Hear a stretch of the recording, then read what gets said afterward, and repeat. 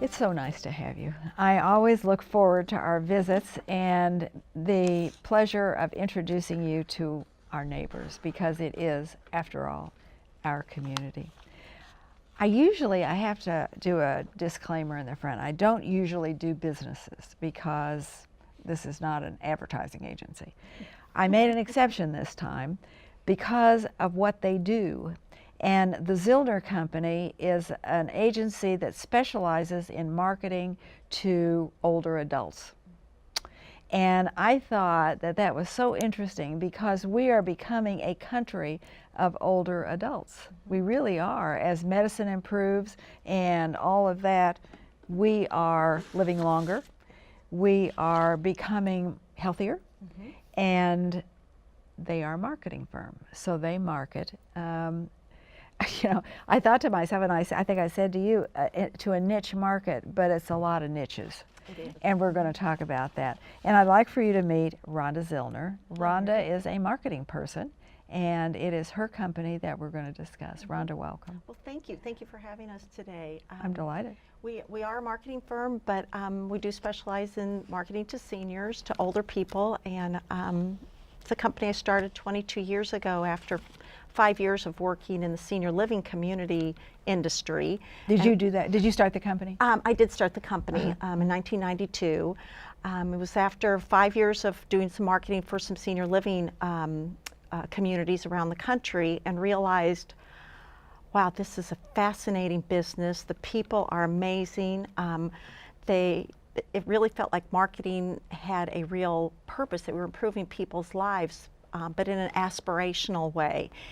And then personally, I realized that, frankly, I aspired to become a senior because, you know, so I wanted it to, and then I wanted it to be awesome and change the stereotypes of what being a senior is, especially in this country that doesn't have a long history of handling older people with the same kind of dignity and respect and regard that maybe some of the other more well, and in this country, if the multi-generational members of your family want to move in with you, you think, exactly, yes, yes. And in other cultures, it is an expectation and an honor for that to happen. And her colleague, you need to meet as well. This is Dr. Erin Smith. Hello, Mary. And Erin is an analyst. Yes. A job that I do not aspire to, because you got to have a lot of statistical brains, and I don't. But you analyze the data. I do. And I think that's really important. But I want to read you a quote from J.K. Rowling, and it's about older people. And she says, "People ask me if there are going to be stories of Harry Potter as an adult. Frankly, if I wanted to, I could keep writing stories until Harry's a senior citizen. But I don't know how many people would actually want to read about a 65-year-old Harry still at Hogwarts playing bingo with Ron and Hermione." That makes me crazy. Is that not interesting? Well, for one thing, it's not true. I mean, that, of course, older people play bingo, but that's not their life. That's the problem, or the challenge, is that the stereotypes are so limiting. And with each generation passing, the vastness of what's available for older people and the insistence on what is available for older people, we're not just wanting to sort of age away. We're living. Older people are living full lives, and they accommodate their maybe their health issues, or just the typical things you have to handle as you age. But but you know, Medicare and Social Security have probably created the healthiest and the most financially secure generation of senior citizens in American history. Correct. Yes, and we're seeing the benefits of that, and also some of the challenges. But it's definitely a great time to be getting into your older age, and it's only going to get better. Well, as I was telling you, for so many years of getting up at 5 o'clock, my eyes pop open at 5, and I just refuse to get up at 5 o'clock anymore. I don't have to. Yeah. And I listen to the news. Right. And they had a piece on about senior citizens don't wish to be called much of anything. Yes. You know, we have the millennials, we have the X generation, we have the whatevers, I don't know, boomers. Boomers. But I think, back to what I just said, they're living longer, they're healthier, and they don't want to be, I don't feel old. No. And so senior citizens, what are some of the other? Elderly. That's really bad. It's really bad. Well, we've heard over the years, we've asked that because nobody likes the word senior, but it's the word they hate the least. Exactly, But yeah. my If you take off citizens, it was so, yes, yeah. yes. Yeah. What I really think is, particularly with the boomers now reaching that point in their lives, it's just going to be, we're boomers. It doesn't matter what our age is, and I think there'll be a category for seniors, but it won't be used the same way it is now. One of the things that we're learning is that the older we get, the more individuated we become. So the idea of lumping us all into one category and saying this is how you... Well, and so many of these tags that are put on us indicate that we're old, Yes. we're not useful. I mean, all of that is Yes. inherent in that Isn't pigeonhole. that crazy?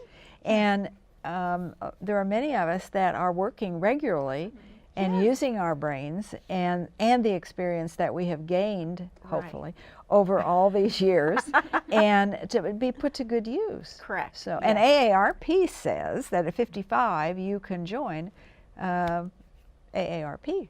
So that puts, what will I say, the seniors at a, you know, they're moving down because a lot of people retire at 55 or they're forced to retire at 55. Right, yes. Well, Erin, what does it mean to be a senior from all your analyzing of this subject? I think, I mean, And if you're wrong, I'm going to poke you because I'm one. yeah. And I think a lot of people would say 65 and older, and I think that's what a lot of people go to. But I think that's just too easy. I think that being a senior is a combination of experiences. I used to tell my undergrads at the University of Kansas and the University of Florida that they're basically you with 50 years of experience. And there's life experiences and memories and age. There's chronological age, but then you have the physiological aspects of aging that go into it and the psychological changes that occur. Well, my knee hurts, but I can still move around. Right. And that's probably some psychological aspect. So I don't think so. No, it hurts. But they're still moving around. Yeah, I mean, you know, we keep going. Right. And we keep ourselves in better shape. We look better. Yes. I mean, you know, if I'm 70 and want to look 16, that's not so wonderful. But we try to look, to put ourselves together to see the public and not look like the life stages used to be. You know, you were once a child, twice a man. You know, and then you go, I don't know where you go. But now that's. I mean, I retired 3 times, and none of the 3 times was acceptable. I mean, I don't want to retire. Well, that's a little bit about the life stages. is. You want to Yeah. talk about that? So what are you talking about when you talk about life stages? That's not an easy question these days. No, it isn't. I'll start off with a definition of life stages, and then I'll go into some examples. Okay. But life stages are occurrences that happen in people's life. And Zillner actually recently put out a publication, All the Wiser, and we have this. I did bring a copy for you, and I'll hand that to you later. But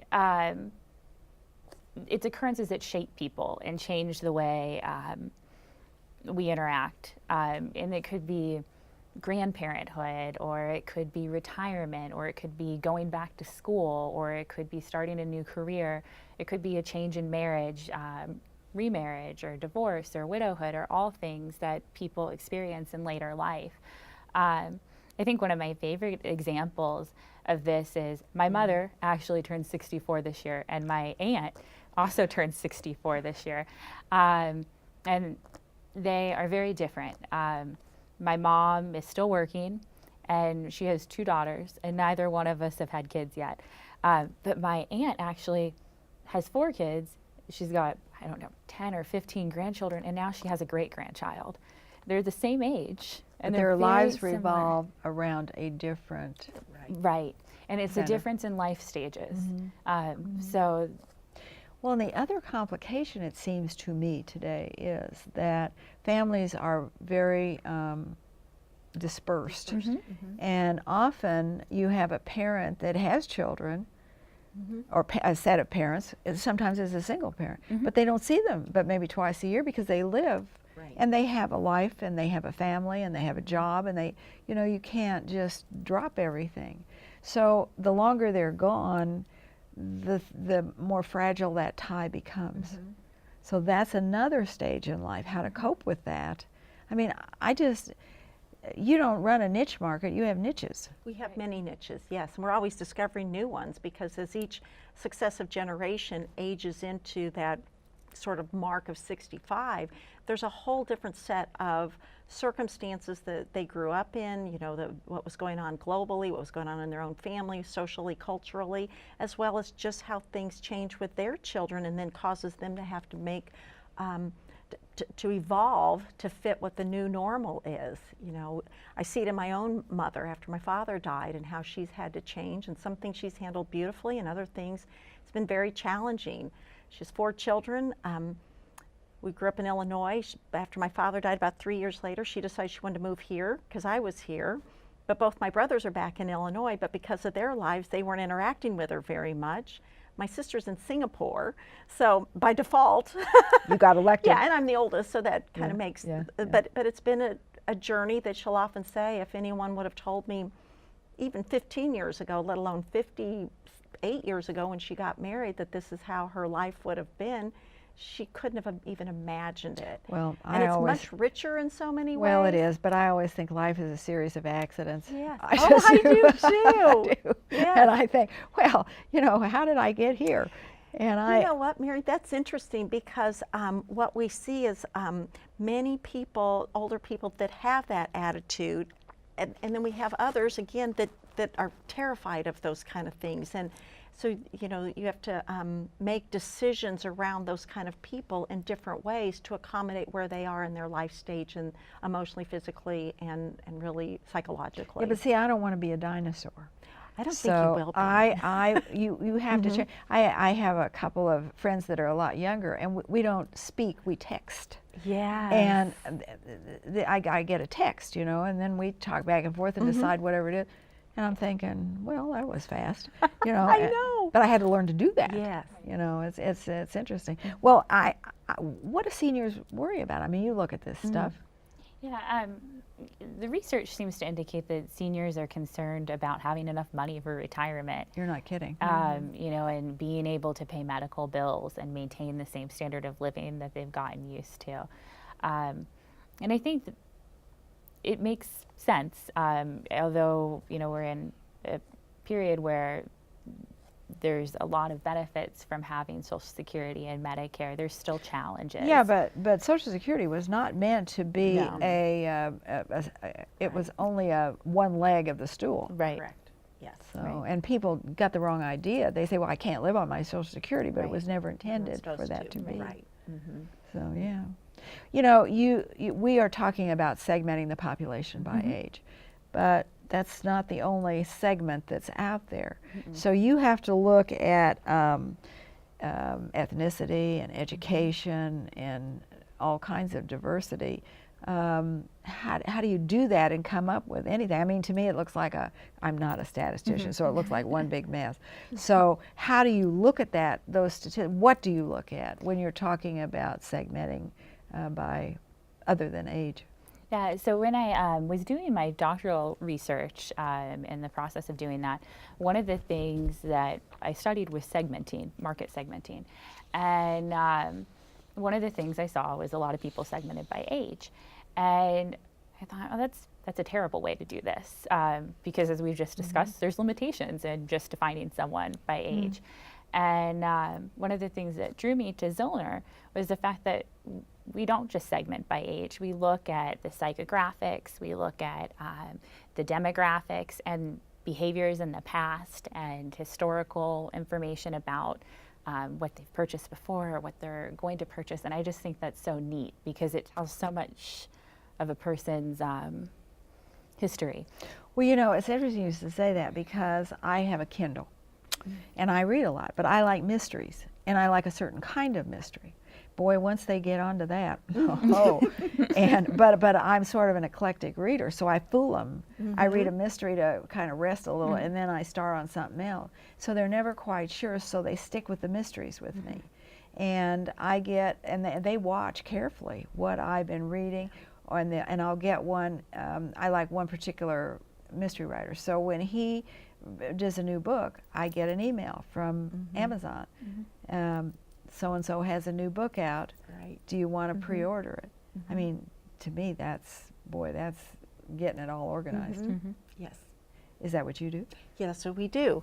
We look really closely. It was something that I learned almost 30 years ago when I was in the senior living industry, that although there was age and income that would create qualifiers to be in a community, within that there were so many different needs or individual preferences on how you talk to them. And because what we're really good at on them is helping people get through a considered decision, something that takes an amount of time. So you have to know that person. And so that was what sort of the impetus is. I realized this is so interesting. Age and income is the easy part, but if you get in and understand what makes them tick, what did they do in their life, what makes them respond to you, what are they looking for?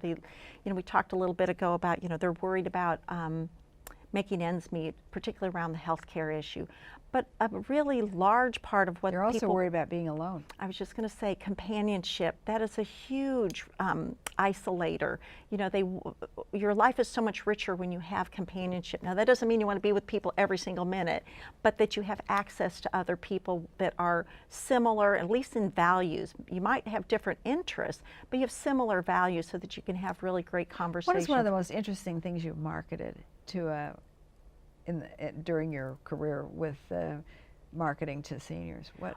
Well, most of our work has been in the senior living industry, and we've had communities that are everywhere from pretty middle class all the way up to extremely wealthy. See, I don't want to live in one of those places. Well, you may enjoy it or you may not, but what people find is that they always say that. They always start out saying, I don't want to live there, I'm not ready for that.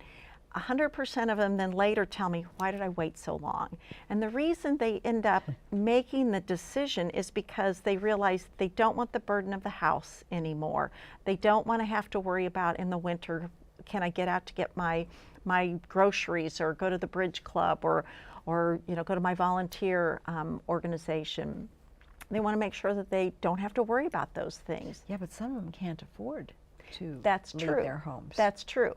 And it's not for everybody, but for a great number of people, it's a wonderful option to staying in their home. A lot of them hold on to the memories of what was in the home and also what was in the neighborhood. But when they start to take a step back and realize, wow, all my neighbors have changed. There's a lot of young families. I love being around younger families, a diversity of ages. But then they really take stock and realize, well, nobody's home during the day. And then they're running their kids all over. And you have to convince them that they can take their memories with them. Correct. Yes. Yes. And we and our clients have devised ways to help them kind of through that process. And like I was describing it, it's a considered decision. It's not something you do at the spur of the moment, but it's something that you have to get to know the person as an individual. And once you do that, then you have a relationship and can really help them through the process. One of the things that you put forth in some of the materials that you print is seniors and philanthropy. Yes. And a lot of the charitable dollars, individual charitable dollars, come from seniors. I forgot what the age was, over 65? Yeah, I believe it's... Was it 43%? 43% of charitable giving actually comes from people over the age of 50. 50, I couldn't remember. Yeah. Why is that? There's some, I think one of the reasons that I found for that is that it's almost like a chance to give back. You're working so much and you don't have the opportunity to be involved, as you're working before you're 50. And by giving money to charity or making charitable contributions or volunteering, it's almost an encore career. It's an opportunity for that. Well, I think too that that affords you a real opportunity to target market for the not-for-profits. Absolutely, absolutely. We've Do you do talked- some of that? We have talked to quite a few, and there's a lot of interest.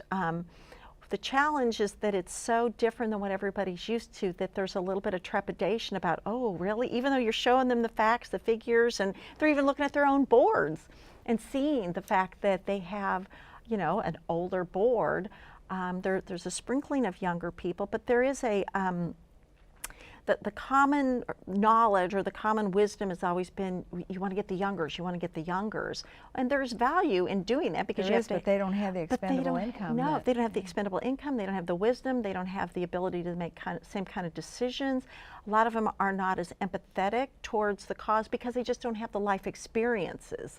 They'll grow into that. Well, and the whole subject of volunteerism is changing. Correct. Yes. The Yes. older segment of the population they're used to volunteering. They're used to doing community free work. The young ones work for a living. Yeah. Yeah. By need, and also that's their life stage. How do you know? It's one thing to target market, and I don't know how you do that anyway.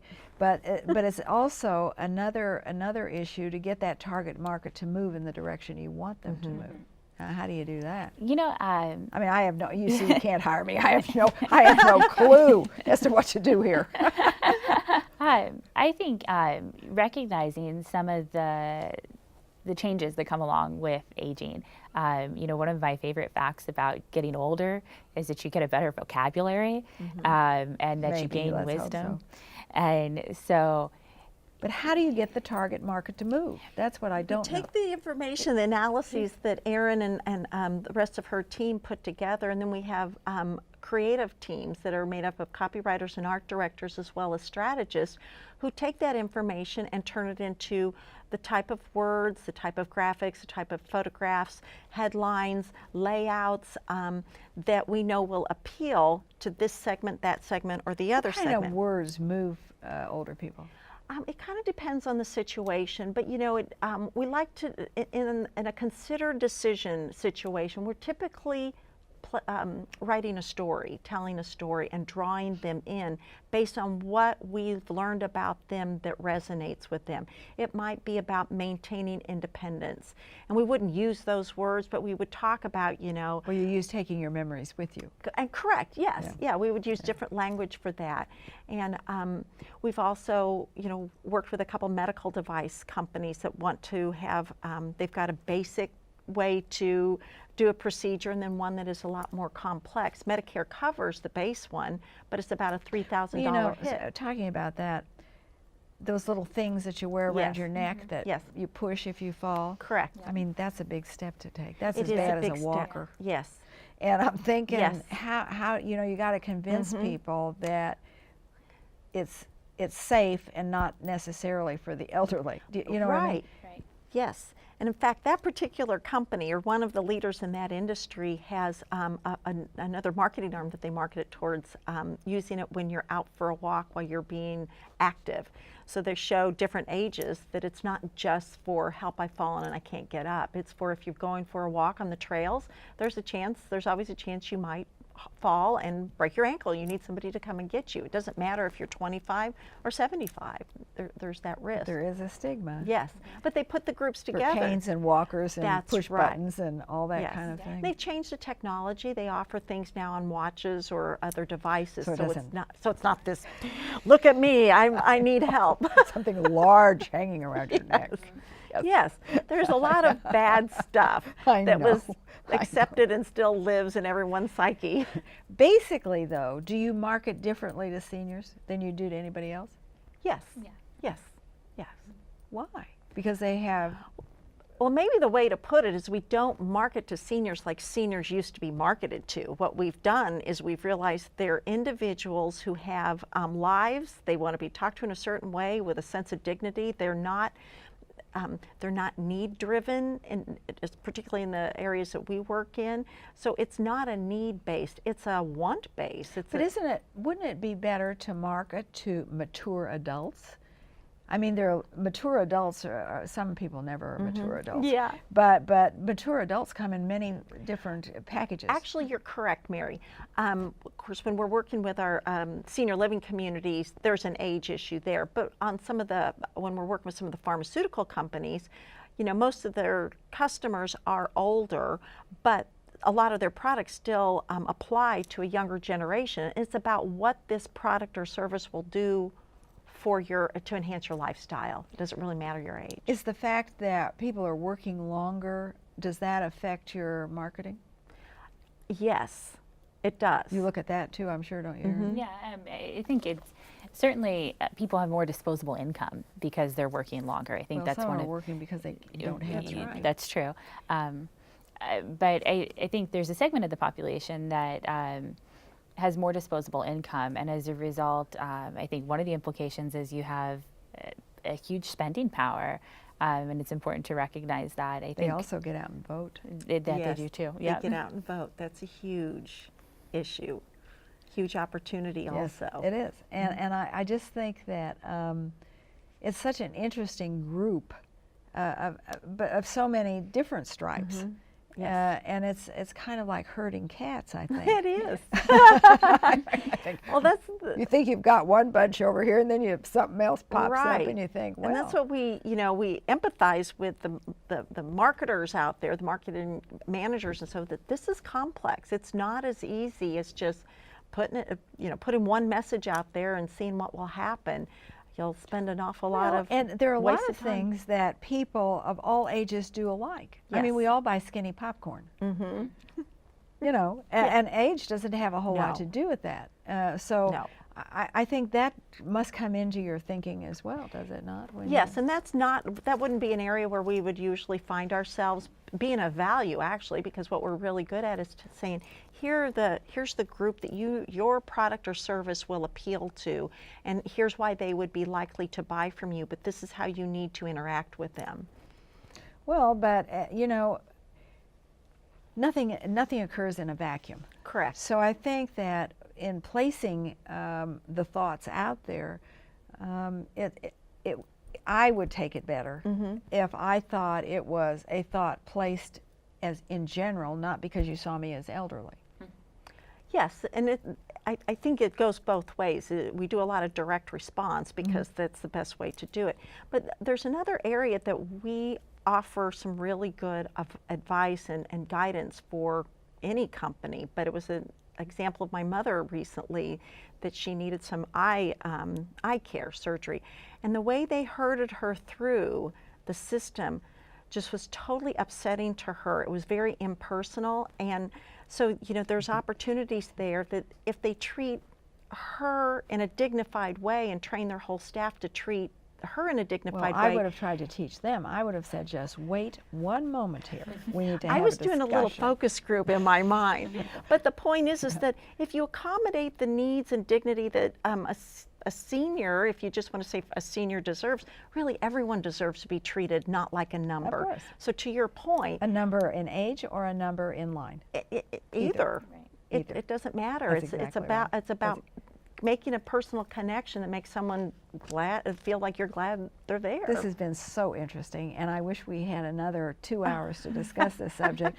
But I thank you so much, Thank Ronda you. Zillner and Erin Smith. I appreciate the fact that you brought us the Zillner Company with their niche marketing.